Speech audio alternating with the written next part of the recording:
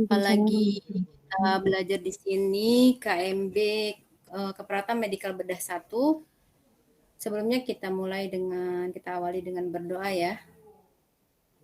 Sebelum kita mulai, semoga apa yang kita pelajari hari ini bermanfaat untuk kita dan untuk orang lain, dan semoga ilmu kita ini mendapatkan berkah dari Allah Subhanahu wa taala.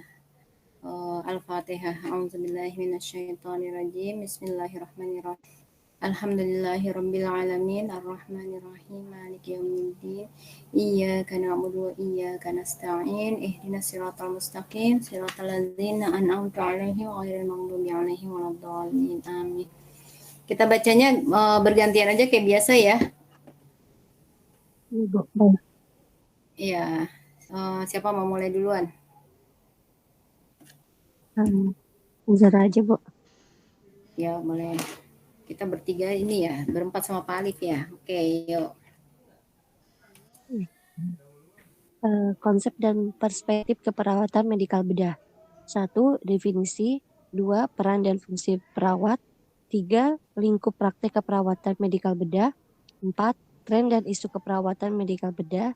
Dan yang kelima, pelayanan kesehatan nasional dan internasional. Jadi keperawatan medikal bedah itu kita ingin tahu apa sih itu keperawatan medikal bedah. Terus kita sebagai perawat itu berperannya sebagai apa dan fungsi kita sebagai perawat itu ngapain aja gitu. Terus lingkup kerjanya itu ngapain aja, sama apa sih tren sama isu-isu yang beredar di keperawatan medikal bedah. Terus apakah pelayanan kesehatan secara nasional dan internasionalnya beda atau sama aja gitu ya. Yo, yang gantian. Pengertian KMB mengandung 4 hal. 1. Pelayanan profesional. Seorang perawat dalam memberikan pelayanan keperawatan kepada pasien selalu memandang pasien secara holistik. Dalam setiap tindakan, perawat dituntut untuk memberikan asuhan keperawatan secara profesional sesuai dengan standarisasi profesi keperawatan. Pelayanan ini diberikan oleh seorang perawat yang berkompetensi dan telah menyelesaikan pendidikan keperawatan pada jenjang yang lebih tinggi. 2. Berdasarkan ilmu pengetahuan. Perawat Satu dulu. Pelayanan profesional yang pertama ya. Kenapa harus profesional? Ada yang tahu? Karena nggak mungkin. Kalau misalnya keperawatan dikerjakan sama yang non bidang keperawatan, misalnya oleh bidang gizi, kira-kira pelayanan yang dibutuhkan sama pasien tersebut terpenuhi apa enggak?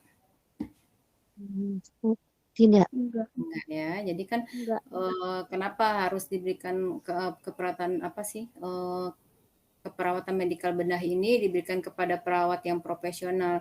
Ya memang karena kita di situ mempelajari apa yang harus kita lakukan terhadap pasien yang bermasalah pada medikal bedah ya.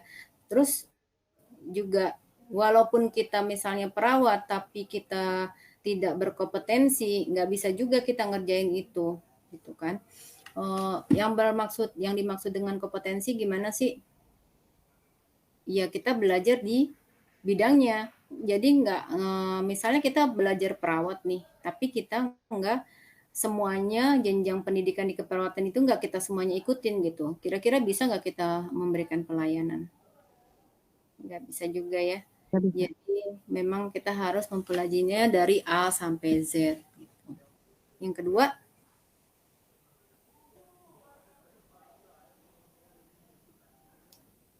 lanjut yang tadi. Berdasarkan ilmu pengetahuan. Perawat dalam melaksanakan tugasnya sudah melalui jenjang pendidikan formal yang sudah ditetapkan pemerintah. Ilmu pengetahuan terus berubah dari waktu ke waktu atau dinamis, sehingga dalam memberikan asuhan keperawatan kepada klien berdasarkan perkembangan ilmu pengetahuan terbaru. Nah, gitu ya.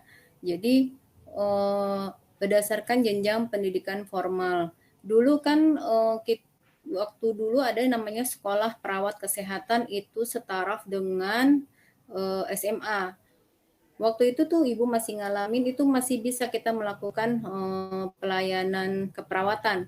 Tapi karena sekarang udah ditetapkan sama pemerintah minimal itu D3. Jadi keperawatan SPK itu udah ditiadakan. Jadi kalau misalnya kita mau yang boleh memberikan pelayanan keperawatan medikal bedah itu paling minimal itu D3 ya. Terus ilmu pengetahuan terus berubah dari waktu ke waktu, dinamis. Iya, karena ada namanya perawat peneliti. Jadi kita itu pasti berkoordinasi sama yang namanya dari dunia kedokteran ya. Di situ kita contohnya yang paling sederhana kayak misalnya kompres. Kompres pada pasien dengan demam. Dulu waktu zamannya SPK, sekolah perawat kesehatan, waktu ada pasien panas itu kita kompresnya dengan air dingin. Diharapkan suhunya cepat turun. Iya, memang turun, tapi dengan resiko pasien panas tinggi itu kan dia rasanya menggigil. Ditambah lagi kita kasih air dingin, tambah menggigil. Bukannya malah membuat pasien nyaman, tapi malah menambah beban si pasien ya. Nah, seiring waktu akhirnya diketahui juga bahwa demam itu harus dikompres dengan air hangat. Bukan air dingin lagi, tapi pakai air hangat.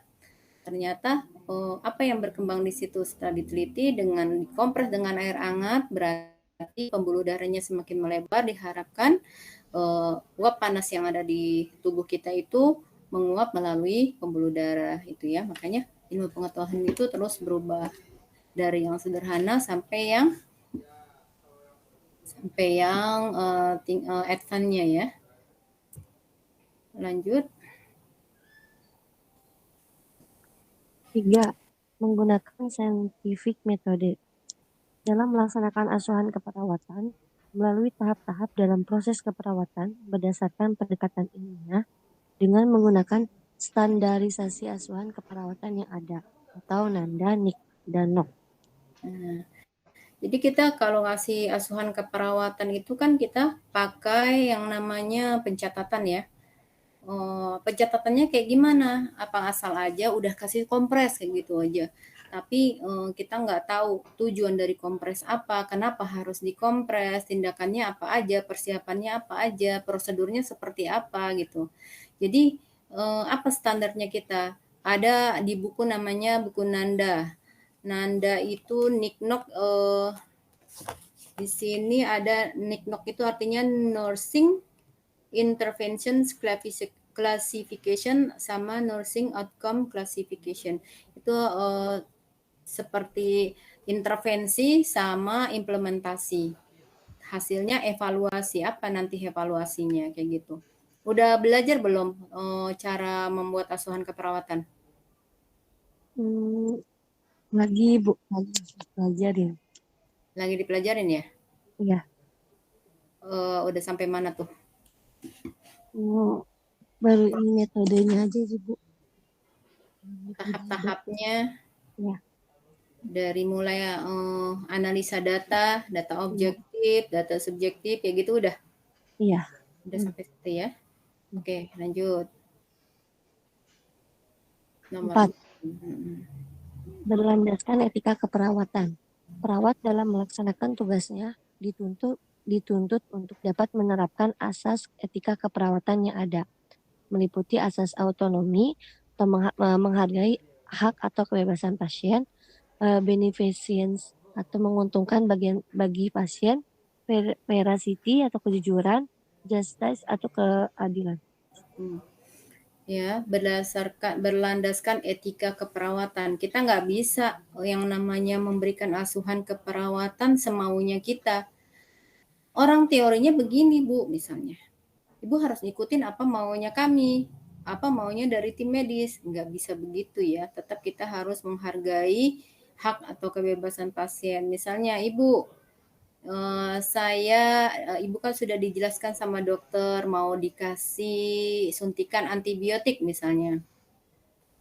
Sebelumnya kita mau skin test dulu misalnya gitu. Disuntiknya kita kan harus kasih penjelasan juga. Disuntiknya itu nanti di lengan ya Bu ya, nanti akan ada timbul benjol, nanti habis itu akan dilihat reaksinya. Kalau dia timbul kemerahan itu artinya alergi, kalau dia tidak ada timbul kemerahan berarti obat ini boleh diberikan ke ibu. Nah, gimana caranya? Apa yang dimaksud dengan otonomi pasien? Jadi pasiennya misalnya bilang, nanti deh suster, saya nggak berani sendirian, tunggu keluarga saya datang. Kayak gitu. Boleh nggak kita maksain sekarang aja Bu, orang disuruhnya dokter sekarang, kayak gitu. Enggak ya? Nggak bisa ya kita kayak gitu. Jadi oh ya beda. Oh, kira-kira kapan? Jadi kita harus kontrak waktu di situ. Kira-kira kapan Pak apa namanya? Suami atau keluarga ibu datang gitu. Terus beneficent menguntungkan bagi pasien.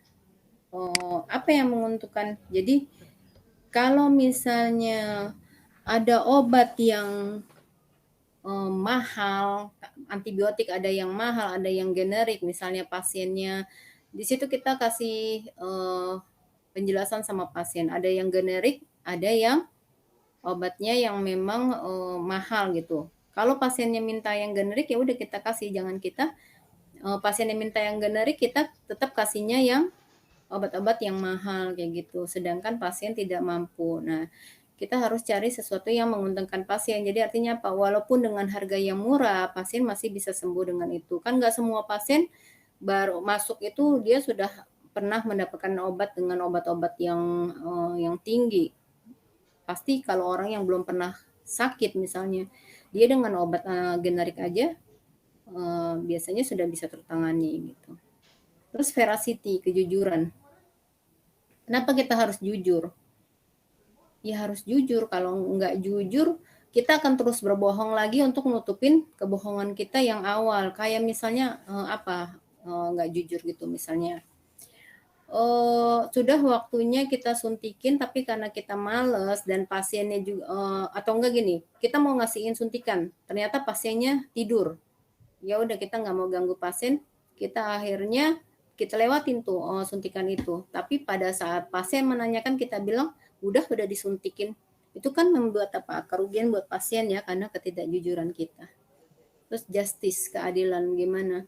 Jangan pernah kita bedain antara pasien yang kaya sama yang miskin, yang BPJS sama yang bayar pribadi. Kayak gitu ya. Keadilan itu ya memang harus adil, mau BPJS, mau bayar pribadi, itu semuanya harus diberikan pelayanan dengan pelayanan yang sama ya. Nah, ini etika keperawatan ini nih, otonomi, beneficent, veracity, justice, ini biasanya nih nanti muncul kalau kalian mau uji kompetensi. Ini harus dihafalin dan kalian cari deh browsing-browsing di internet gitu. Contoh-contohnya dari etika keperawatan ini apaan aja. Nanti di situ banyak tuh soalnya yang keluar kayak gitu melulu banyaknya. Baik, Bu. Lanjut.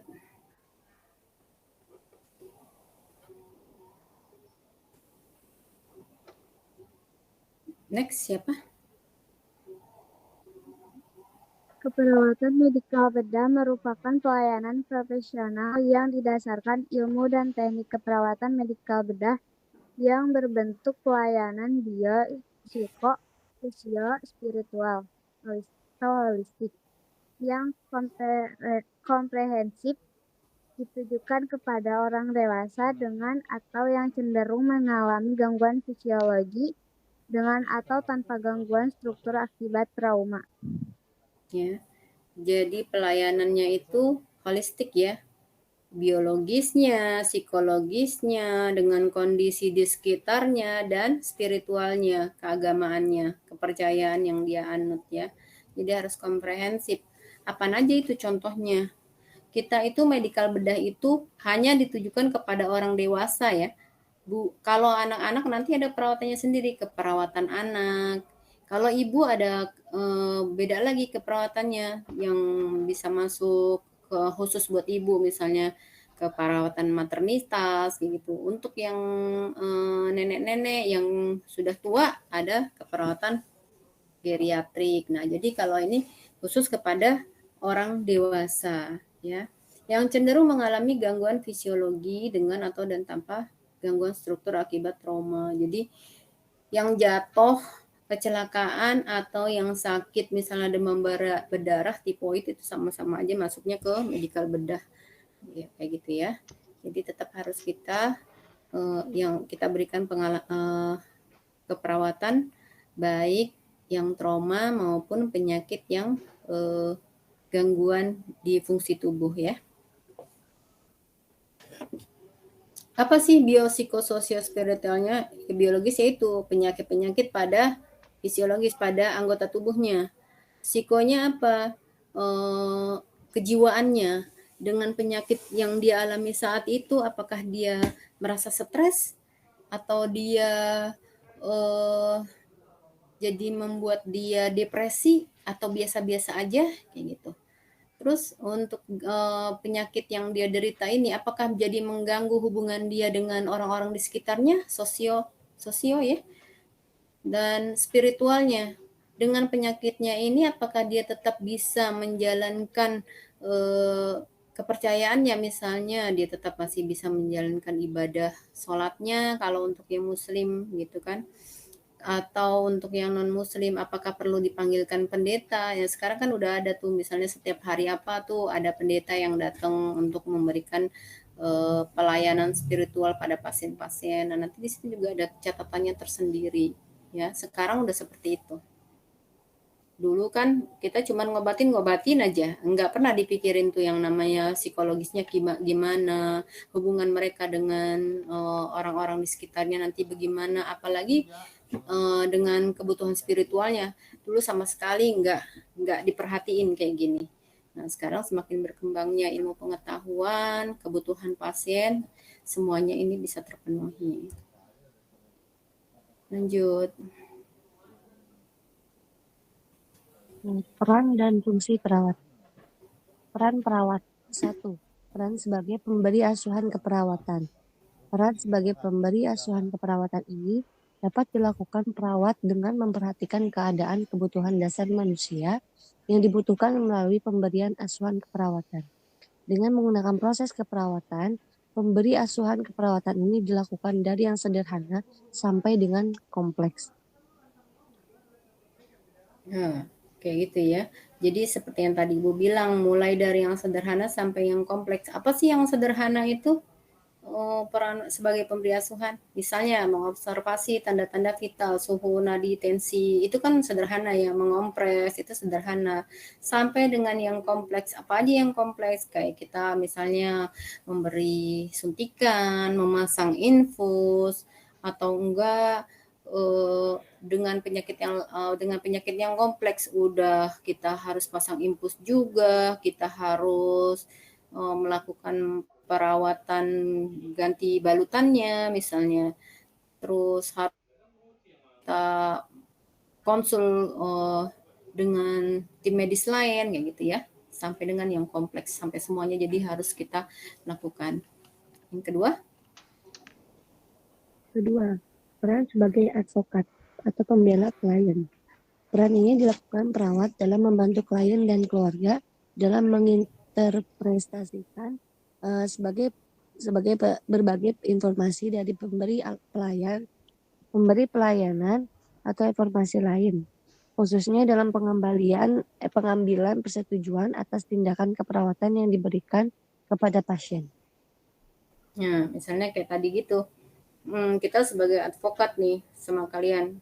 Tadi kan udah dikasih tahu contohnya misalnya mau dikasih antibiotik, dokter nyaranin ada yang generik, ada yang obat yang mahal. Ibu mau yang mana nih? Dua-duanya bagus, terserah ibu silakan berunding misalnya sama keluarga pasien. Keluarga pasien udah pasti kan mau yang terbaikan buat pasiennya. Tapi kadang-kadang mereka masih suka minta pendapat sama kita. Nah, kita sebagai advokat bukannya pembela kayak hakim kayak gitu ya, membela pasien, tapi kita kasih masukan. Dua-duanya bagus, Bu. Untuk obat generik bagus, untuk obat yang mahal juga bagus. Kembali lagi di sini kepada Ibu misalnya. Apakah Ibu udah sering dirawat? Lagian kita juga kan pernah bisa ngelihat dengan riwayat rekam medisnya ya. Apakah pasien ini sering dirawat atau dia pasien yang benar-benar baru pertama kali ke rumah sakit? Kalau memang ibu baru pasien pertama kali berobat, tidak pernah sakit sebelumnya, generik juga cukup untuk ibu, karena tidak perlu obat-obat yang mahal untuk mengobati penyakit yang baru pertama kali ibu derita, kayak gitu. Nah, itu sebagai advokat ya, pembela kliennya.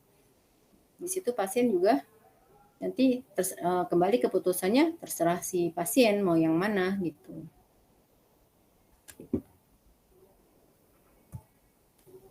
Lanjut. 3. Peran sebagai edukator. Peran ini sebagai pemberi informasi atas setiap tindakan yang akan dilakukan. Lanjut aja. 4. Peran sebagai kolaborator.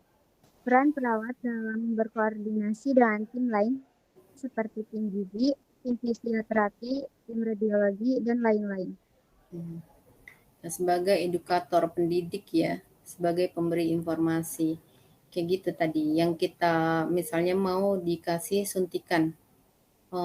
Jadi kalau kita nanti waktu praktek tuh kalian harus kasih edukasi. Ibu, saya mau kasih ibu antibiotik, misalnya namanya amoxilin. Fungsinya amoxilin ini untuk membunuh kuman yang sedang menginfeksi ibu. Ya, antibiotik ini diberikan secara intravena, saya masukin melalui cairan infus, misalnya kayak gitu. Fungsinya apa? Supaya ibu tidak terlalu perih begitu. Kenapa harus dicampur dengan cairan infus? Supaya pada saat antibiotik masuk ini ibu tidak terlalu perih dan tidak terlalu pegel tangannya. Jadi kayak gitu ya. Kita kasih informasinya yang mendidik, bukan informasi yang asal-asalan. Jadi nggak ada yang namanya informasi asal-asalan dalam kita memberikan asuhan keperawatan. Begitupun sebagai kolaborator.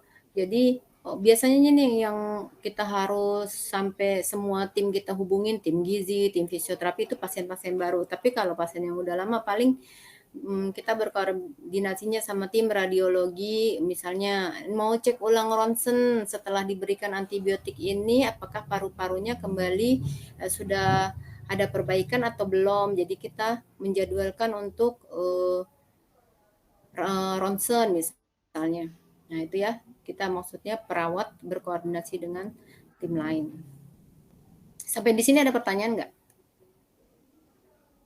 Insya Allah nggak ada, Bu. Nanti kalau misalnya ada yang nggak jelas, di-cut aja, ditanya langsung ya. Nggak usah di jeda-jeda tunggu, nanti malah jadi lupa. Kalau misalnya ada yang nggak ngerti, langsung aja tanyain ya. Takutnya ntar kalian nanti tunda-tunda, ntar apa yang tadi mau ditanyain ya lupa gitu ya.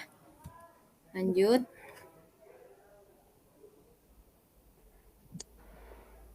Lima, peran sebagai konsultan.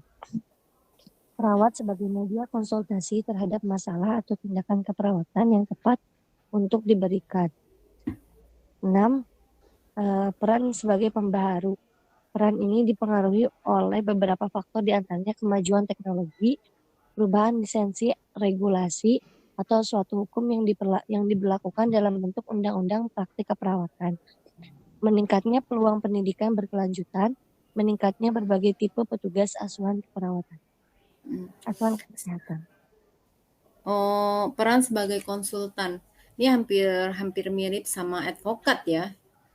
Kalau advokat kan pembela, tapi tetap kan pasien berkonsultasi dulu sama kita, nanti sama perawat, nanti habis dari situ perawat baru kasih tahu mana yang terbaik buat si ibu. Sama juga dengan konsultan. Kayak misalnya kalau kan ada pasien sudah diberi informasi sama dokter semua tindakan yang dia mau kasih, tapi nggak semua pasien dengan yang dikasih tahu sama dokter dia itu langsung nangkep. Biasanya dia akan tanya lagi ke perawat. Nah, perawat harus menguasai itu apa yang dokter jelasin. Biasanya kita akan kasih tahu lebih detail lagi terhadap si pasien tentang apa-apa yang tadi sudah dijelaskan sama dokter gitu. Maka banyak juga pasien yang bilang, aduh lebih enak suster yang jelasin ya daripada dokter yang jelasin. Biasanya pasien-pasien itu iya aja di depan pasien, di depan dokter. Tapi begitu dokternya udah nggak ada, dia nggak mudeng tuh apa yang tadi dokternya ngomongin. Ada karena rasa takut, misalnya ada sungkan mau nanya lagi, takut dibilang nggak mudeng-mudeng, takut dibilang nggak pinter, lama nangkepnya gitu. Jadi mereka kadang suka konsultasi atau ngelihat dokternya kelihatannya buru-buru, jadi mereka mau nanya juga nggak berani kayak gitu ya. Nah di situ kita perannya tuh sebagai konsultan. Nah peran sebagai pembaharu, apalagi nih? Kok sebagai pembaharu? Kan sudah banyak undang-undang praktek keperawatan. Sekarang udah ada linearnya masing-masing. Kita memang mempelajari semua ilmu keperawatan, perawatan anak, medikal bedah, perawatan maternitas, perawatan jiwa. Udah ada linearnya masing-masing ya. Nanti kamu masuknya di linear yang mana gitu.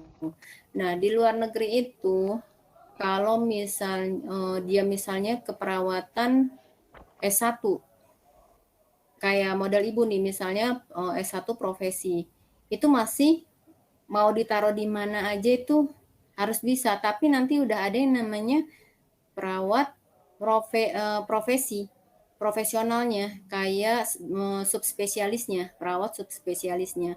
Kalau dia di bidangnya medikal bedah, ya dia harus memberikan keperawatan medikal bedah. Di luar negeri itu S2-nya perawat spesialisnya itu dia ke pasien, terjun langsung ke pasien. Tapi kalau di kita S1 aja udah jadi megang jabatan. Yang subspesialis udah nggak mau tuh yang namanya terjun-terjun ke lapangan. Nah, di situ bedanya ya. Nah, ini termasuk juga tren dan isu di keperawatan medikal bedah. Jadi, kalau di luar negeri S2-nya aja dia terjun ke lapangan. Jadi memang jelas dia di bidangnya medikal bedah, dia kerjanya udah di situ. Ada lagi dia misalnya subspesialisnya perawatan gawat darurat, ya dia di situ. Ada yang subspesialisnya anak, ya udah khusus di situ. Jadi dia nggak akan kemana-mana lagi, kayak gitu. Di luar negeri udah kayak gitu ya, di kita belum. Jadi kalau ibu, jadi kalau misalnya buat apa spesialnya itu nanti S2-nya ya? S2-nya, perawat spesialisnya. Jadi ada perawat spesialis maternitas. Dia menangani pasien yang berhubungan dengan masalah perempuan, masalah-masalah kebidanan. Tapi di situ dia nggak boleh menolong persalinan. Nah di situ tuh nggak enaknya kalau untuk jadi perawat maternitas. Harusnya kan dia udah kompeten di bidang kebidanan itu. Harusnya dia boleh ya. Itu tuh sempat saya sempat ngomong juga ke dosen ibu kan, kenapa nggak boleh ngerjain menolong partus, menolong persalinan? Kan kita sudah kompeten di bidang itu. Saya karena saya pengennya ke situ Bu, saya bilang sampai gitu. Sekarang kalau emang cuman bisa bidan doang yang menolong persalinan, sia-sia dong kita sebagai perawat maternitas nggak bisa nolong, cuman bisa kayak KB kayak gitu aja, terus ngajar, terus bekerja terjun di bagian maternitas tanpa diizinkan untuk menolong persalinan, karena itu ranahnya kebidanan. Nah untuk yang maternitas itu yang menurut ibu tuh sampai sekarang belum adil ya buat ibu. Tapi mudah-mudahan nanti untuk selanjutnya boleh. Ya, ada yang mau ditanya? Ibu, tapi kalau misalnya kayak di bagian medikal bedah kayak gitu, berarti hanya orang-orang khusus doang ya Bu ya yang bisa masuk ke situ. Kalau di kita masih perawat D3 aja masih ngerjain. Masih bisa Bu? S1-nya masih di situ, tapi untuk S1-nya di situ sebagian ada yang udah jadi penanggung jawabnya, ada yang udah jadi kepala ruangannya, yang banyak bekerja itu D3-nya. Nah, ada juga sih sekarang udah 50-50 kayaknya di tempat terakhir bekerja itu D3-nya sama S1-nya itu 50-50 tuh kerja melakukan pelayanan medikal bedah. Tapi banyak juga yang udah jadi pengawas aja untuk sebagai penanggung jawab shift aja gitu, ada kayak gitu. Jadi belum di tempat di Indonesia masih belum ada yang subspesialisnya itu, spesialis keperawatan medikal bedahnya itu belum dikhususkan untuk melakukan perawatan, malah masih biasanya tuh dipanggil-panggil untuk ngajar, dipanggil-panggil untuk jadi punya jabatan yang lebih tinggi lah, misalnya jadi manajer keperawatan kayak gitu. Malah belum terjun langsung, beda banget memang sama di luar negeri. Justru di luar negeri spesialisnya yang sudah terjun langsung gitu. Itu bedanya memang sih. Negara maju sama negara berkembang jauh banget bedanya. Iya, Bu. Lanjut. Fungsi perawat. Satu, fungsi independen. Merupakan fungsi mandiri dan tidak bergantung pada orang lain, di mana perawat dalam melaksanakan tugasnya dilakukan secara sendiri dengan keputusan sendiri dalam melakukan tindakan dalam rangka memenuhi kebutuhan klien. Fungsi independen itu artinya ngelihat pasien, apa yang kita lihat pada pasien saat itu tanpa perlu kita tanya dulu sama dokter, kita udah harus kita bisa ngelakuinnya. Misalnya apa aja sih kayak gitu. Perawat fungsi mandiri kita yang boleh dikerjakan tanpa perlu kolaborasi dengan dokter itu apaan? Misalnya pasien datang dengan demam tinggi, kita nggak perlu lagi tuh yang namanya dokter ini anak ini suhunya 38 mau dikasih apa ya? Nggak usah pakai kayak gitu. Mau diapain ya? Langsung kita lakukan apa? Buka bajunya, buat anak-anak ya, buka bajunya, langsung kasih kompres anget, di surface namanya surface cooling ya. Jadi memberikan kompres anget ke seluruh tubuh, namanya surface cooling. Nah, terus habis itu ibu bawa obat apa aja, obat demam apa aja yang ibu kasih, kapan terakhir dikasih. Nah, di situ kita boleh tuh kasih obat kayak gitu misalnya. Saya udah kasih Sanmol, saya punya obat demam Sanmol sama Proris, suster. Yang ibu udah kasih apa? Proris, bisa, tapi belum turun juga. Baru kita kasih tahu ke dokter obat yang udah dikasih Proris, karena itu kan udah lebih tinggi. Kalau misalnya dia bawanya Proris sama Sanmol, yang ibu udah kasih apa? Sanmol, suster. Ya udah sekarang Prorisnya ibu kasih sambil kita hubungin dokternya gitu misalnya. Atau udah dikasih Proris nggak turun-turun juga. Kalau untuk biasanya kalau kita perawat IGD udah boleh tuh ngasih, misalnya kita kasih yang lewat suppositoria, mesin obat yang lewat anus biar penyerapan obatnya lebih cepat.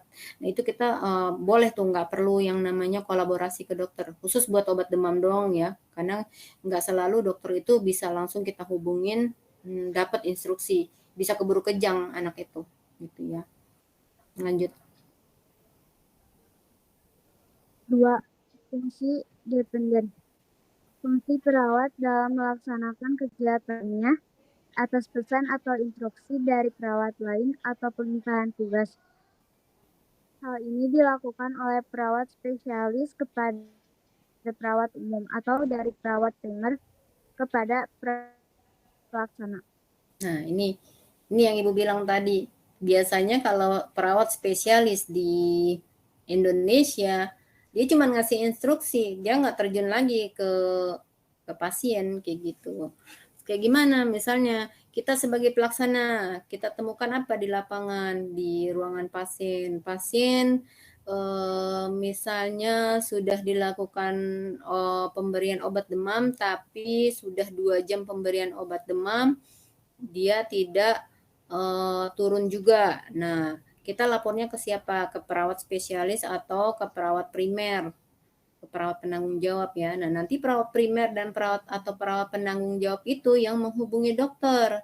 Nah, dia tuh catat tuh di situ apa instruksinya. Nanti ada tebak sebar untuk safety pasiennya tuh. Kita tanya lagi apa yang dokter udah bilang, kita tulis, terus kita konfirmasi ulang lagi. Apa konfirmasi ulangnya? Kita sebutin apa yang tadi instruksi udah dokter kasih gitu ya. Dokter, tadi dokter bilang ini, jadi sekarang pertama harus kita kasih ini ya dokter, selanjutnya iya misalnya gitu. Nah, dari perawat spesialis atau perawat primer, mereka menginstruksikan lagi kepada kita tuh perawat pelaksana apa yang harus dilakukan. Misalnya udah dikasih obat demam tapi nggak turun juga, ya udah harus pasang infus, cek darah misalnya gitu. Dan setelah dicek darah, boleh tunggu hasil atau enggak langsung suka misalnya langsung kasih antibiotik dengan skin test dulu misalnya kayak gitu. Jadi kita yang ngerjain. Perawat primer mah enggak turun kayak gitu. Kita deh sama tim pelaksana paling kita minta saksi ini ya Kak yang udah dikerjain ini gitu. Nanti dia tanya udah dikerjain atau belum, jam berapa kayak gitu. Dia yang mau follow up. Tuh. Kalau perawat yang bagus ya, perawat spesialis yang bagus itu dia juga terjun ke lapangan, dia lihat ke pasiennya. Jadi nggak cuman asal terima laporan dari anak buah aja. Yang bagus begitu. Dia harus cek ulang karena kalau sebagai perawat spesialis dia harus menguasai si pasien tersebut. Selain keluhannya dia juga harus melihat kondisinya apa benar kondisinya seperti yang dilaporkan sama anak buah kayak gitu. Ya, karena nggak semua perawat itu bisa jeli ngelihatnya gitu kan. Nggak semua perawat pelaksana itu bisa menggali lebih dalam. Makanya sebagai perawat itu kita harus teliti, harus cermat, dan harus cerdas ya. Gitu. Lanjut. 3. Fungsi interdependen. Saling ketergantungan antara tim satu dengan tim medis lain, perawat dengan dokter, perawat dengan gizi, perawat dengan apoteker, dan lain-lain. Ini ya, yang sudah Ibu jelasin di awal-awal sebelumnya ya. Perawat itu nggak bisa kerja sendiri. Yang namanya keperawatan itu pasti kita harus berkolaborasi dengan tim lain. Kalau pasien dengan penyakit misalnya tipoid, kita harus kolaborasi dengan tim gizi untuk apa? Gizi yang dikasih, boleh nggak misalnya dengan tipoid kita kasih makanan yang berserat tinggi?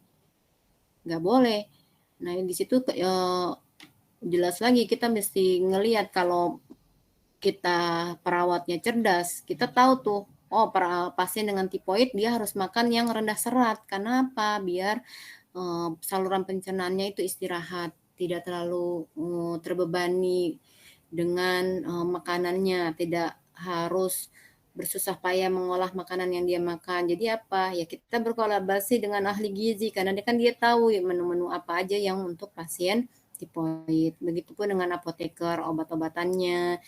Dia harus menjelaskan ke pasien obatnya untuk apa-apa aja. Dan apalagi dengan dokter ya, itu mah udah pasti keterkaitan sama satu sama lain.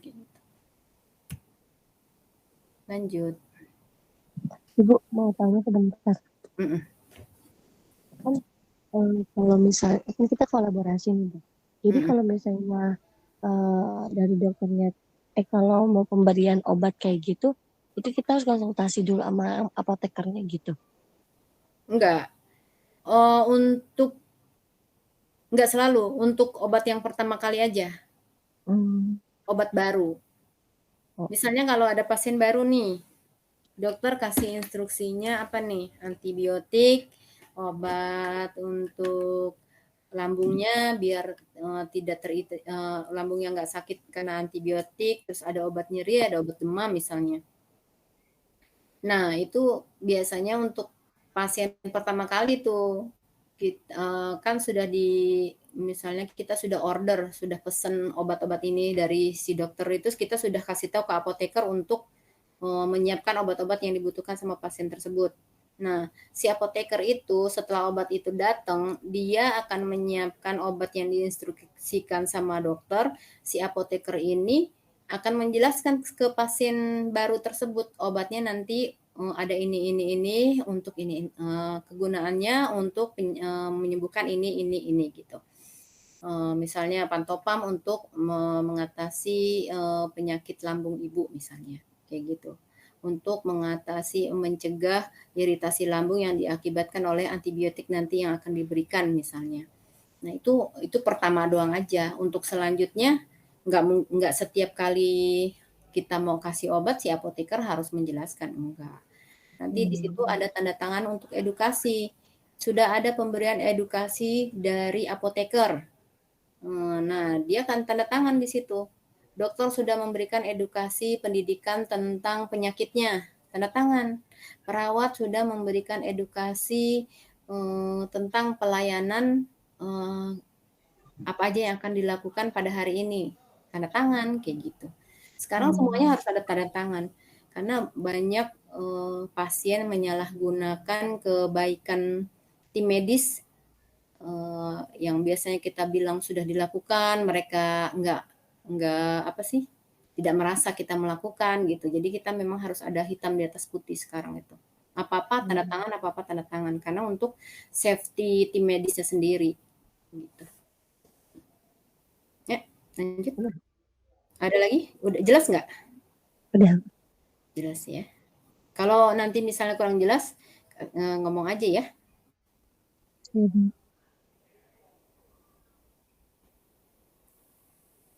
Yuk lanjut lingkup praktek. Lingkup praktek keperawatan medikal bedah.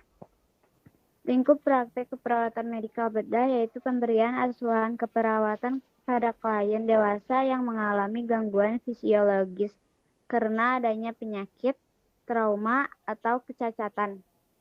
Asuhan keperawatan meliputi perlakuan terhadap individu untuk memperoleh kenyamanan, membantu individu dalam meningkatkan dan mempertahankan kondisi sehatnya, melakukan prevensi, deteksi, dan mengatasi kondisi berkaitan dengan penyakit, mengupayakan pemulihan sampai klien dapat mencapai kapasitas produktif tertingginya, serta membantu klien menghadapi kematian secara martabat. Tadi ya, ini kayak seperti ini nih kesimpulannya ya. Jadi lingkup praktek keperawatan medikal bedah itu yaitu memberikan asuhan keperawatan kepada dewasa mau penyakit anggota tubuh karena cacat atau yang ditambah dengan gangguan yang lainnya yang dilakukan secara holistik yang tadi ya, bio, psiko, sosio, spiritual. Untuk apa lagi memberikan asuhan keperawatan? Biar apa? Biar yang tadinya pasiennya sakit dia bisa sembuh. Harusnya bukan rumah sakit ya, rumah sembuh ya. Kan pasien sakit yang dibawa ke sono, diharapkan pulang dia sembuh. Ya, kalau di Malaysia rumah sehat ya namanya ya. Jadi diharapkan kembali sehat seperti sedia kala. Melakukan prevensi, deteksi untuk sampai kalian dapat mencapai kapasitas produktif tertingginya. Misalnya dia waktu masuk itu dia makan disuapin, mandi harus dilap sama perawat. Begitu kita kasih keperawatan setelah sehari, 2 hari, pasien bisa makan sendiri, pasien bisa mandi ke kamar mandi sendiri, yang tadinya pipisnya di pispot misalnya, dia bisa pipis ke kamar mandi. Berarti kan dia sudah bisa berproduktif tertingginya saat itu seperti itu gitu. Misalnya saat ini seperti itu. Jadi dia sudah ada perbaikan gitu ya. Jadi kita memang harus memberikan keperawatan sampai dia ada perbaikan. Kalau nggak ada perbaikan berarti entah di mana tuh perawatan kitanya yang kurang benar atau memang pengobatannya ke pasien itu masing-masing individu kan masing-masing pasien beda dalam menerima pengobatan. Ada yang responnya cepat, ada yang responnya lama. Nah di situ kita harus kaji lagi tuh. Kok nggak ada perbaikan sama sekali? Nah ini mendeteksi. Kita harus deteksi. Kok nggak ada perbaikan sih? Udah 3 hari perawatan, udah dikasih pengobatan seperti ini, pasiennya nggak ada kemajuan yang signifikan, masih begini-gini aja. Kita cari lagi tuh. Setiap 3 hari kita harus cari. Kalau nggak ada perbaikan sama sekali sama pasien, minimal ya. Paling nggak kita harus warning lah. Kayak misalnya saking lamanya pasien dikasih antibiotiknya udah sampai 7 hari itu aja udah tahu nggak ada perbaikan, masih dipakai obat antibiotik itu. Nah, kita boleh tuh kolaborasi sama dokter-dokter. Ini pasien sudah 7 hari, antibiotiknya ini dan tidak ada kemajuan yang signifikan terhadap pengobatan ini. Apa dokter mau kultur ulang untuk darahnya atau dokter mau langsung ganti antibiotik? Di situ kita bisa tuh Tapi ada dokter yang dikasih saran seperti itu nerima, ada dokter, lu siapa? Main, apa sih namanya, ngasih-ngasih tahu kayak gitu, gitu. Kalau dokter yang zaman dulu kayak gitu, kalau dokter yang zaman sekarang, oh iya, boleh juga tuh masukannya, gitu. Beda ya sekarang. Yang paling enggak kita kasih tahu perkembangannya. Keputusannya seperti apa itu nanti tergantung si pasien. Nah, terus membantu kalian menghadapi kematian secara martabat. Loh, mati aja kok ada pakai martabatnya. Maksudnya seperti apa tuh? Apa coba ada yang tahu nggak kematian secara martabat? Apa itu? Kematian bermartabat. Mati mah mati aja gitu ya. Pakai ada martabatnya, orang hidup aja belum tentu bermartabat kayak gitu ya. Ya, kematian bermartabat itu gimana? Misalnya dia udah pesen dia pengen matinya di rumah dengan dikelilingi oleh keluarganya. Itu kematian bermartabat tuh. Dikelilingi oleh keluarganya, di ngajiin, itu kematian bermartabat. Jadi kita misalnya untuk pasien-pasien dengan penyakit-penyakit terminal. Penyakit terminal itu apa sih? Kayak penyakit gagal ginjal yang udah cuci darah berkali-kali, terus makin hari semakin kondisinya perburukan. Pasien-pasien yang di ICU yang udah nggak ada apa sih namanya, udah nggak ada harapan hidup misalnya. Apakah ventilatornya mau dicabut ibu?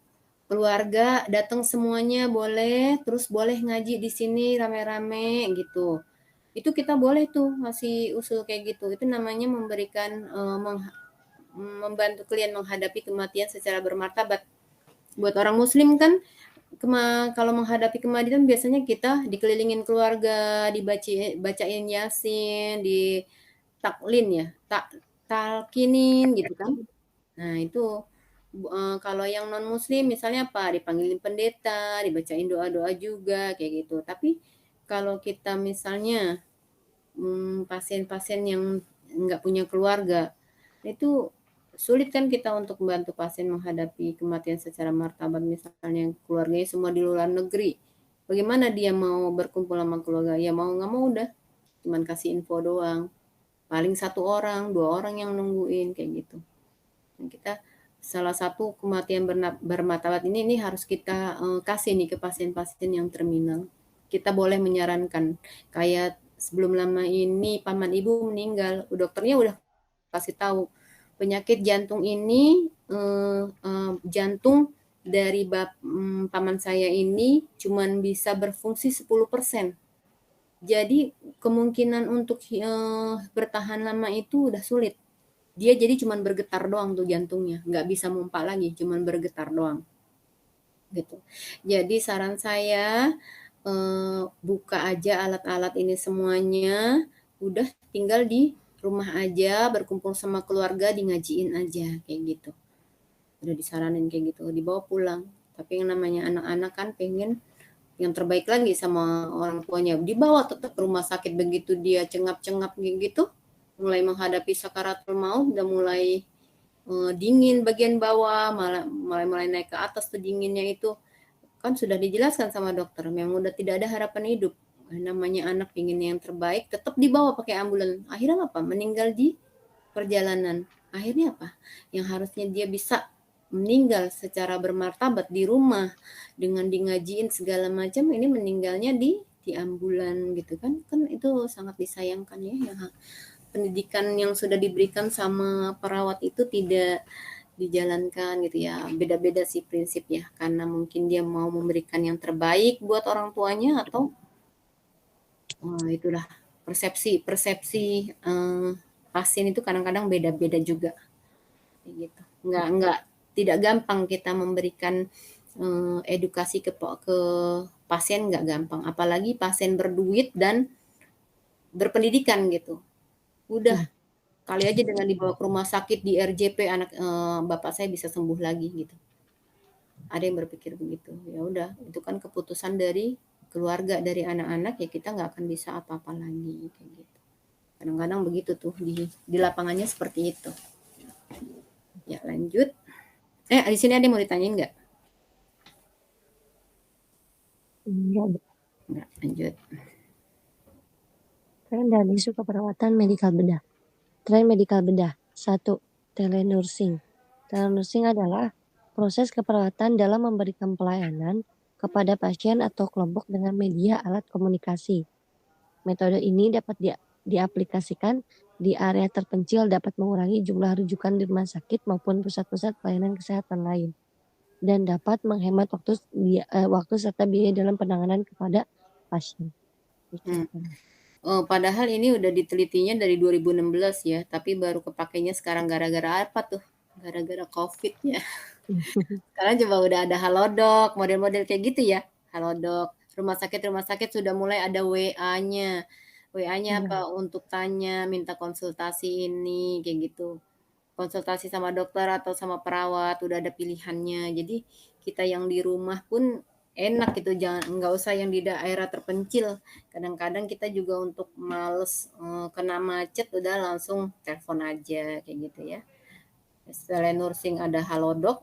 Nah, sekarang ada telenursing biasanya di rumah sakit karena untuk perawat yang misalnya udah kita mau buka sendiri nih, itu nggak bisa karena tidak ada pertanggungjawabannya nanti. Kalau telenursing biasanya rumah sakit atau klinik-klinik kesehatan yang ngadain itu kan nanti ada apa-apa misalnya konsultasinya yang diberikan nggak benar, mereka bisa menggugat dan rumah sakit atau klinik bisa bertanggung jawab kayak gitu ya. Lanjut.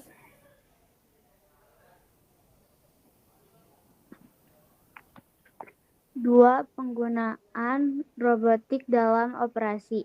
Penggunaan sistem ini dapat membantu proses pembedahan dengan tingkat keakuratan yang tinggi, memiliki komplikasi yang rendah, dan waktu yang singkat. Hadi Saputra 2014. Penggunaan robotik dalam operasi ini udah banyak ya. Jadi dokter cuman menggerakkan alat kayak semacam komputer gitu, nanti tangan-tangan robotnya yang kerja. Kayak misalnya operasi-operasi yang di bagian dalam, operasi misalnya untuk angkat tuba, atau operasi untuk steril pasien, atau untuk angkat kista.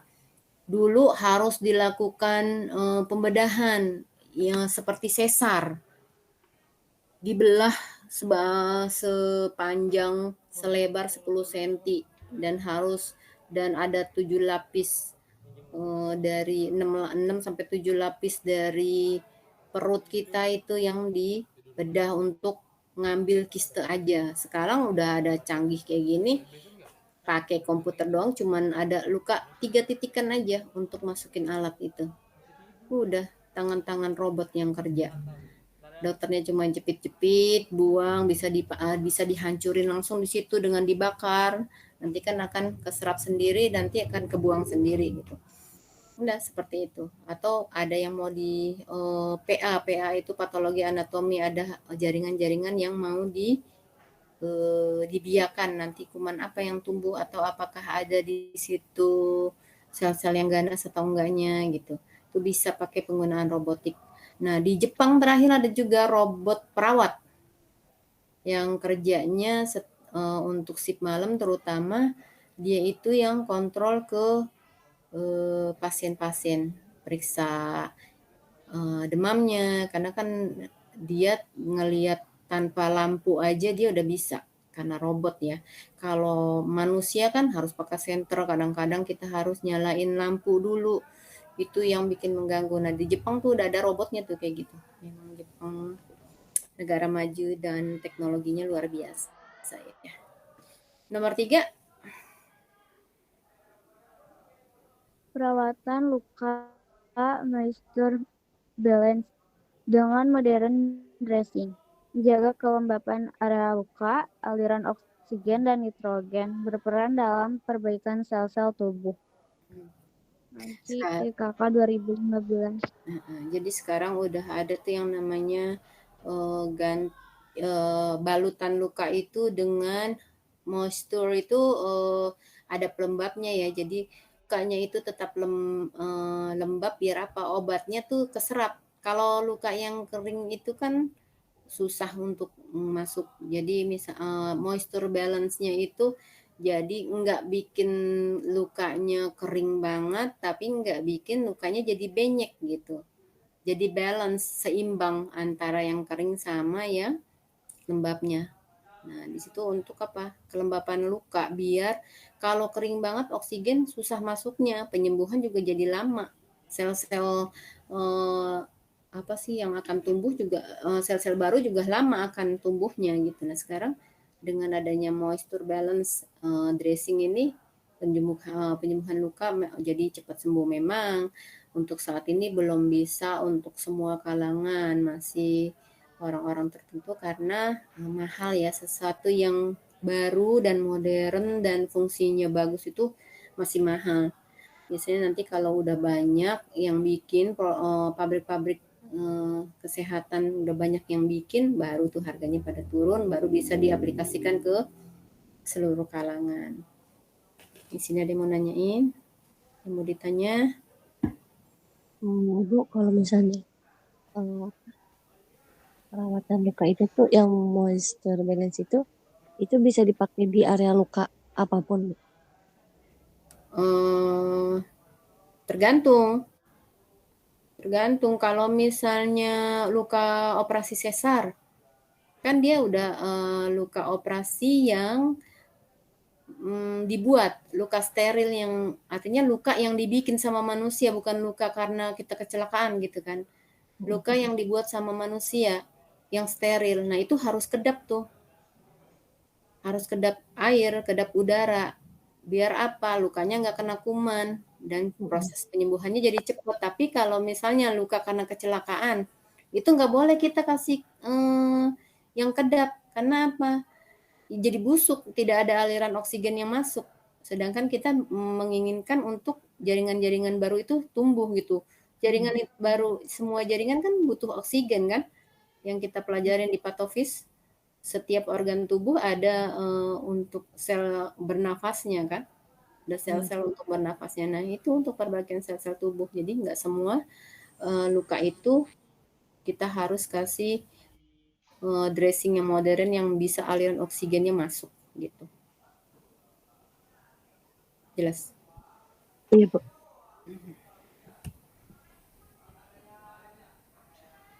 Nah, lanjut. Itu keperawatan medikal bedah. 1. Perawatan luka dengan belatung, upaya untuk memajukan perawatan luka dan meningkatkan kualitas kesehatan pasien. Lanjut aja. 2. Etanasia, tindakan yang mengacu pada perilaku yang sengaja untuk mengakhiri hidup atas permintaannya sendiri. 3. Pemakaian tap water, air kran pada luka.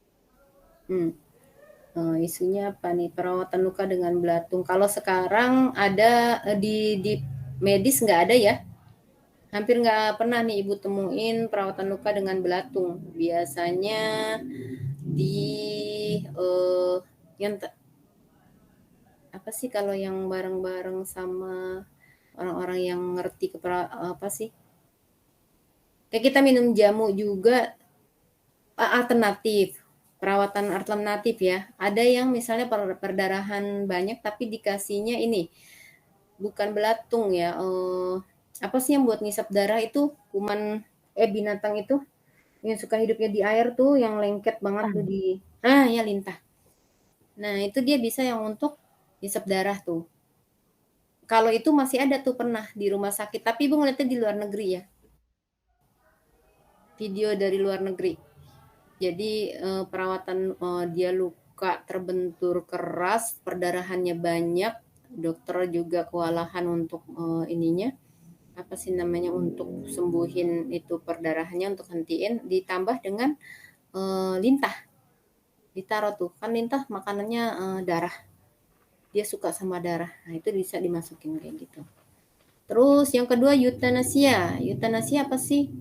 Perlakuan yang sengaja untuk mengakhiri hidup atas permintaannya sendiri. Misalnya, pasien masuk dengan pasien terminal dengan kanker stadium akhir misalnya, tapi dia masih bisa diajak komunikasi.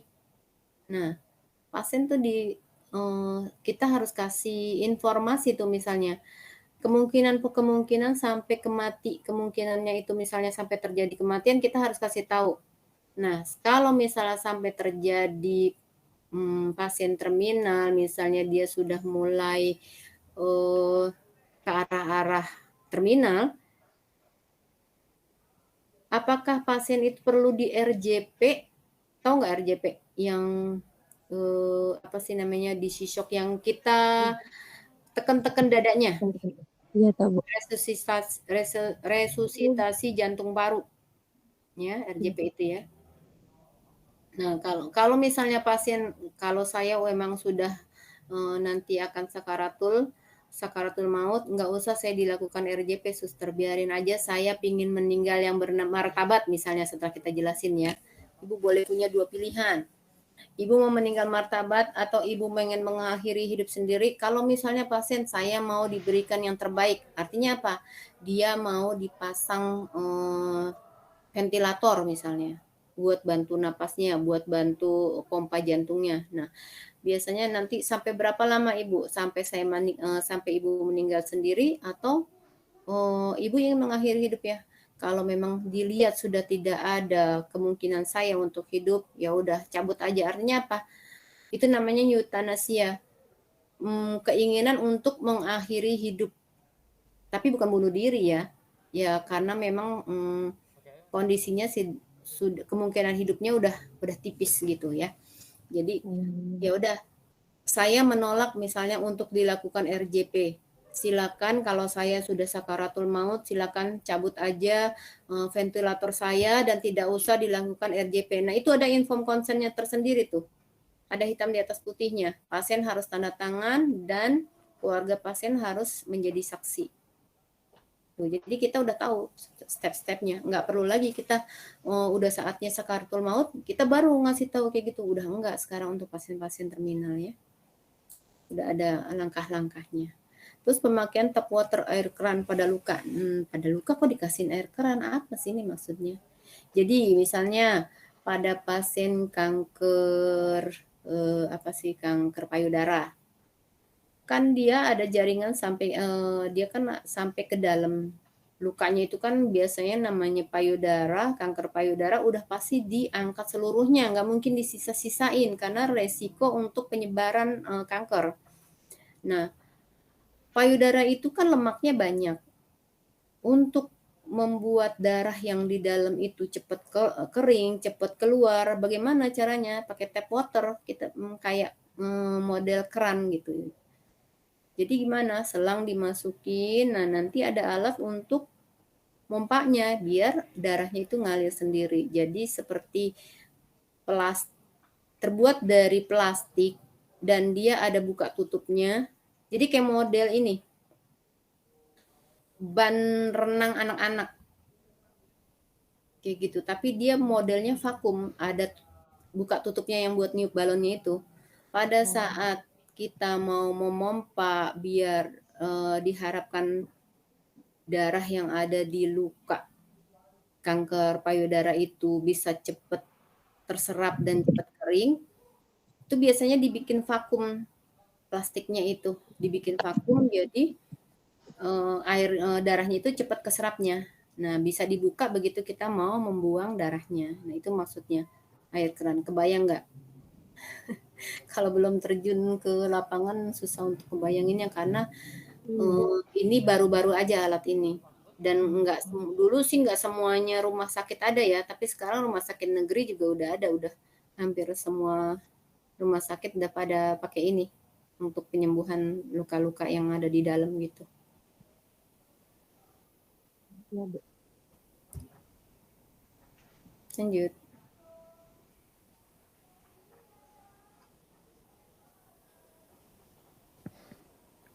Pelayanan kesehatan nasional dan internasional. Dalam setiap tindakan, perawat dituntut untuk memberikan asuhan keperawatan secara profesional sesuai dengan standarisasi profesi keperawatan. 2. Dalam melaksanakan tugasnya sudah melalui jenjang nih besar efeknya. Jenjang pendidikan formal yang sudah ditetapkan pemerintah. 3. Menggunakan scientific metode dalam melakukan asuhan keperawatan melalui tahap-tahap proses keperawatan berdasarkan pendekatan ilmiah dengan menggunakan standarisasi asuhan keperawatan yang ada. Nanda Niknok. Nah, itu ya. Pelayanan kesehatan nasional dan internasional. Udah harus secara profesional, enggak asal-asalan. Perawat yang memberikan asuhan keperawatan itu udah harus punya standarisasi. SPK sudah tidak boleh lagi memberikan pelayanan keperawatan minimal D3. Dalam melaksanakan tugasnya sudah melalui jenjang pendidikan formal, yaitu enggak semuanya bisa masuk, masa ahli gigi masuk ke ranahnya keperawatan, jadi enggak bisa ya.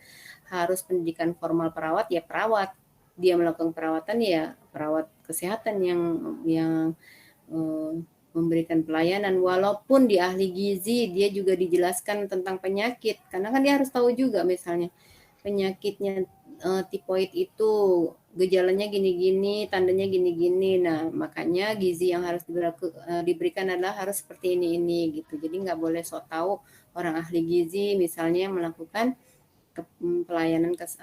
melakukan pelayanan keperawatan gitu ya. Terus menggunakan scientific method, ya udah yang terbaru apa? Kita pakai yang terbaru, jangan pakai yang lama lagi. Nanti kalau terjadi apa-apa karena kita masih pakai metode yang lama, udah pasti yang kena hukum siapa nanti kita ya. Terus emang kalau misal kita melakukan keperawatan asal-asalan ya enggak, harus pakai standarisasi asuhan keperawatan yang ada. Kita mengacu pada apa? Niknok ya. Ada sekarang juga kayaknya Indonesia juga punya ngeluarin. Ini kan Nanda Niknok ini kayaknya dari luar negeri ini punyanya nih, punya Amerika. Nah, jadi ada analisa keperawatan. Analisa keperawatan itu apa aja yang kita dapat? Nah, data objektif, data subjektif. Data subjektif apa coba? Data yang dari pasiennya. Apa aja tuh misalnya? Keluhannya gitu ya. Iya. Pasien mengatakan saya pusing, saya mual, gitu kan. Saya demam. Terus data objektif, data yang dari kitanya. Yang kita temukan. Ya. Misalnya dia bilang dia ngeluh mual. Pasien tampak seperti mau muntah. Sesuai kan? Dia bilang dia ngeluh mual, kita ngelihat dia seperti mau muntah. Pasien mengatakan mengeluh demam. Data objektifnya apa? Suhu pasien misalnya 39 gitu. Terus pasien mengatakan pusing, kita tensi, misalnya tensinya tinggi, wajar berarti dia pusing, tensinya tinggi, ada demam juga gitu ya. Jadi berkesinambungan tuh antara data objektif sama data subjektif. Nah, dari situ nanti kita bikin kesimpulan lagi, habis analisa data apa? Diagnosa keperawatan.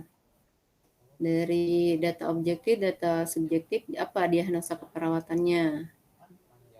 Diagnosa keperawatan yang muncul. Misalnya cara prioritas diagnosa keperawatan apa?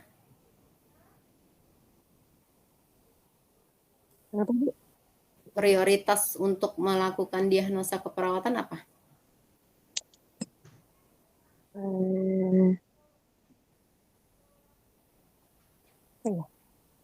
Yang mengancam jiwa ya. Jadi kita ngambil diagnosa keperawatan itu yang mengancam jiwa dulu. Misalnya nih, ada 2 diagnosa nih. Pasien mengeluh sesak sama pasien buang-buang air. Diagnosa keperawatan yang muncul gangguan kebutuhan oksigen. Sama yang kedua adalah karena dia buang-buang air, gangguan kebutuhan cairan. Nah, Mana yang prioritas? Cairan dulu apa oksigen dulu? Cairan. Oksigen. Iya. Karena kalau oksigen kita nggak dikasih oksigen 3 menit aja, jangankan 3 menit, 1 menit aja, 1-2 menit aja kita bisa mati ya. Kalau 3 menit adalah orang yang bisa menyelam nahan napas sampai 3-5 menit. Rata-rata 3 menit lah, ambil rata-rata. 3 menit nggak dapat oksigen, kita bisa apa?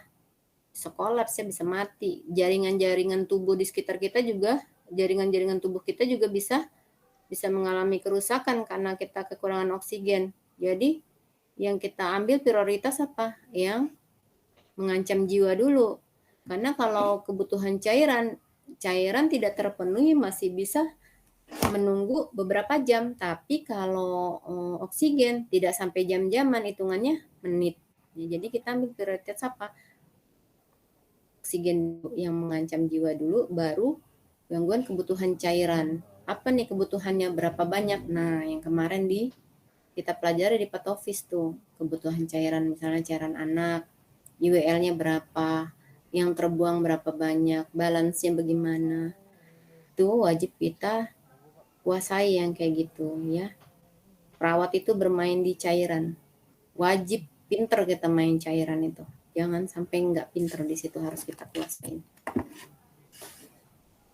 Lanjut.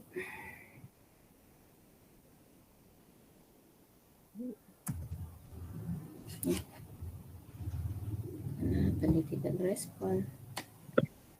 4. Berlandaskan etika keperawatan perawat dalam melaksanakan tugasnya. Dituntut untuk dapat menerapkan asas etika keperawatan yang ada. 5.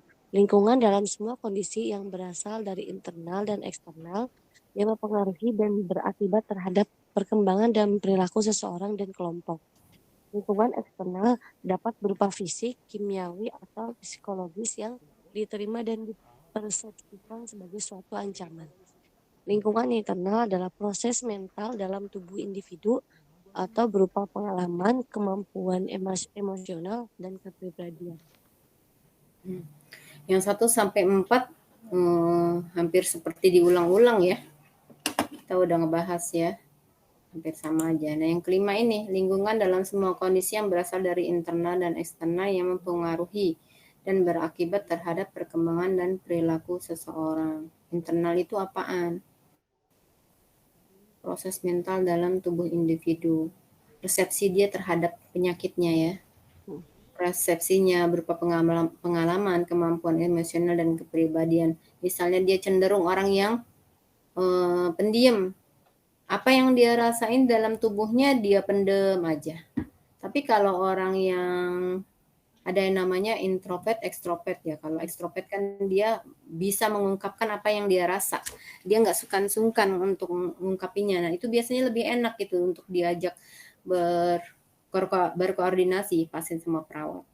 Terus pengalaman, dia sebelumnya udah punya penyakit kayak gini atau belum? Kalau belum, udah pasti paniknya kayak apaan. Tapi kalau udah, ya udah suster. Bentar lagi juga kayak waktu itu saya pernah sakit kayak gini, seminggu juga sembuh misalnya. Terus kemampuan emosionalnya, ada yang sabar dalam menghadapi penyakit, ada yang enggak. Semakin dia sabar, semakin dia menerima perawatan yang kita berikan. Tapi semakin dia emosional, mau kita kasih apa aja, ada aja yang dikomplain biasanya. Itu dari internal ya. Kalau dari eksternal apa? Dapat berupa fisik, kimiawi, maupun psikologis yang diterima atau dipersepsikan sebagai suatu ancaman. Misalnya, udah dia lagi sakit, tapi yang besuk nyalahin. Misalnya, lagian sih udah dibilangin jangan ngerjain ini, masih dikerjain, kena tuh akhirnya jadi gini. Ya udah, rasain aja sendiri kan. Bukannya disupport, malah jadi nyala-nyalahin. Jadi kita mau sembuh juga jadi, ya ampun kayak gini amat, udah sakit malah nggak ditemenin gitu misalnya kan ya. Jadi malah ada yang kalau saya sakit, siapa yang mau ketemu saya harus izin dulu misalnya. Ada tuh pasien-pasien begitu. Di rumah sakit ibu sampai ada yang tulis gitu. Kalau ada yang mau besuk, harus tanya perawat dulu. Nanti perawat yang ngubungin, ada bapak ini mau ketemu ibu, apakah ibu bersedia? Sampai ada yang kayak gitu. Dan kita harus ngerjain. Karena dia merasa terancam, dia nggak mau misalnya ada pas orang-orang tertentu yang membesuk dia, yang bikin dia jadi merasa jadi bikin dia down, malah dia bikin jadi stres, dibesuk sama orang itu malah dia jadi stres. Ada yang menolak, nggak mau di apa, dibesuk sama orang-orang tertentu, ada. Itu tuh semua harus kita hormati ya. Semua hak pasien harus kita hormatin, kayak gitu.